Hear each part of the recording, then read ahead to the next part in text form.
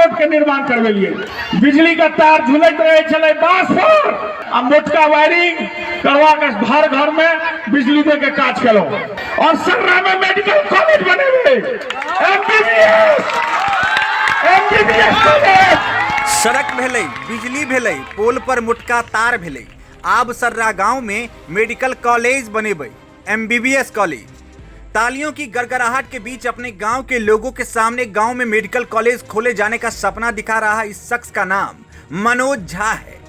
मधुबनी जिले के बाबूबरही प्रखंड के सर्रा गांव के रहने वाले हैं। गंगेश झा के पुत्र हैं।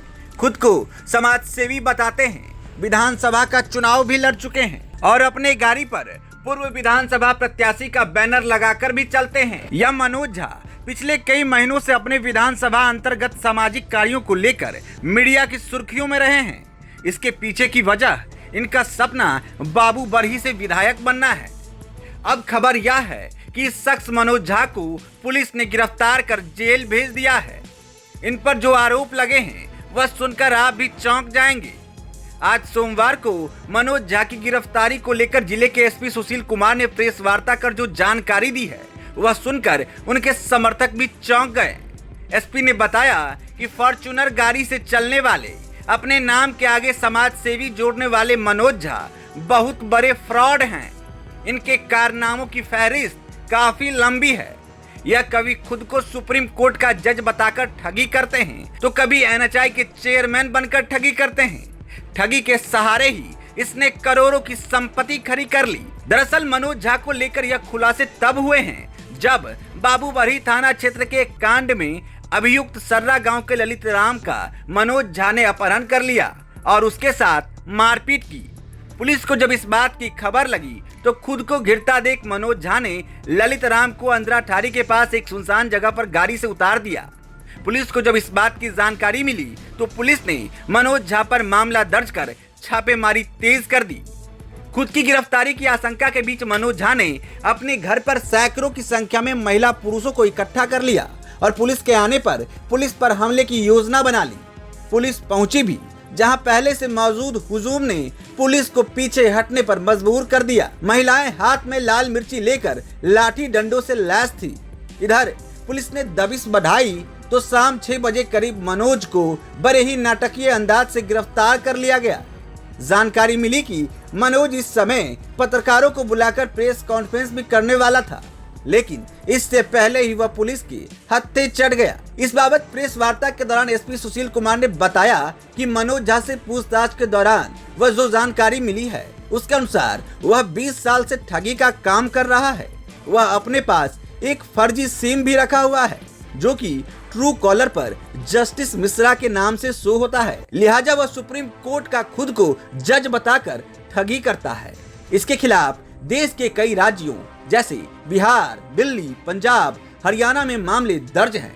साथ ही सीबीआई में भी इसके खिलाफ मामले दर्ज हैं, जो कि एनएचआई का चेयरमैन बनकर इसने 80 लाख रुपए की ठगी की थी।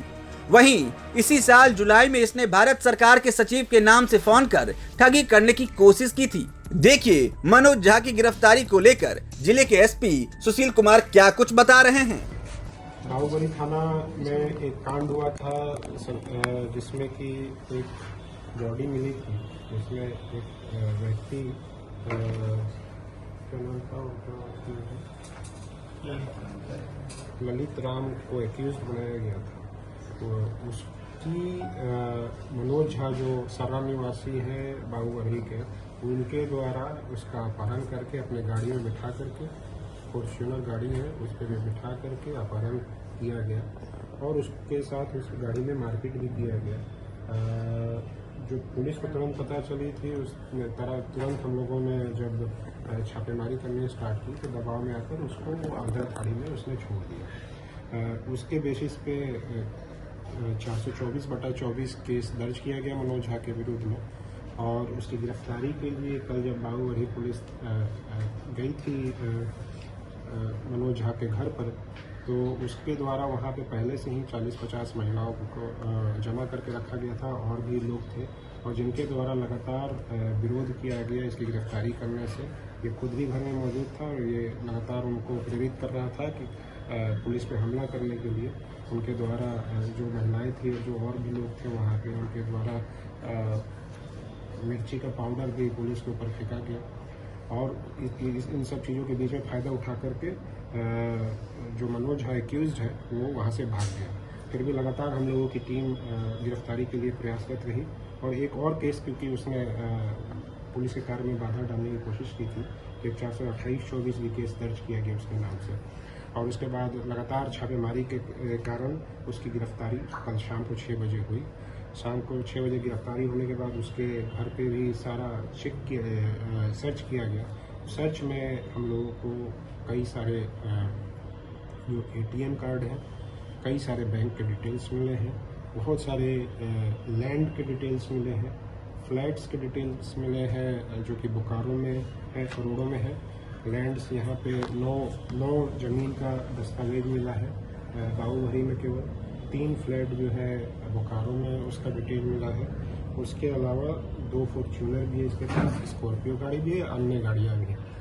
तो जब इसके मोबाइल को हम लोगों ने देखा तो एक मोबाइल में इसने फर्जी सिम लगा रखा था किसी कोलकाता के व्यक्ति के नाम पे और उसको उसने ट्रू कॉलर में जस्टिस मिश्रा करके नाम से सेव कर रखा था।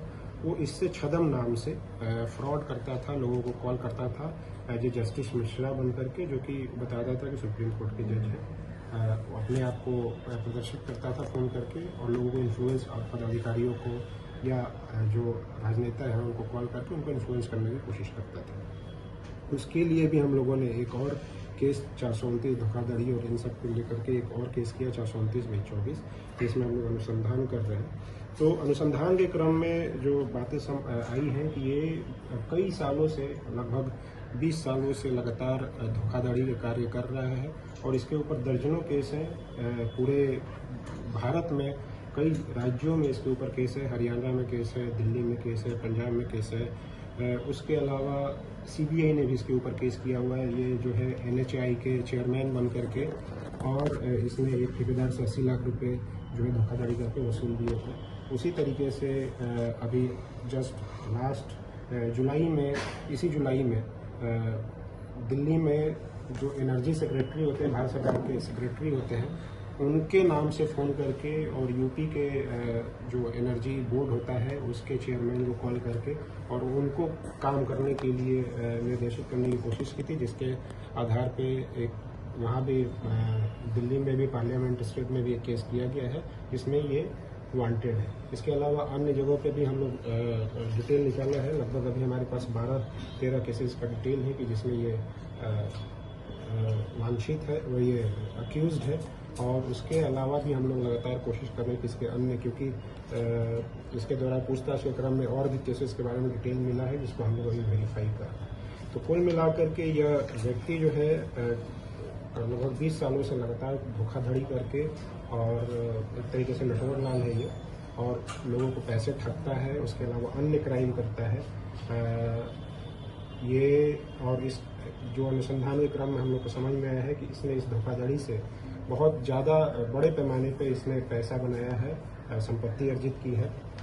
इसके परिवार में और भी अन्य कोई स्रोत, जो अभी प्रिलिमिनरी हम लोग की इंक्वायरी है उसमें अन्य स्रोत नहीं दिख रहा है और कोई कमाई का, केवल धोखाधड़ी से पैसा कमाने का ही।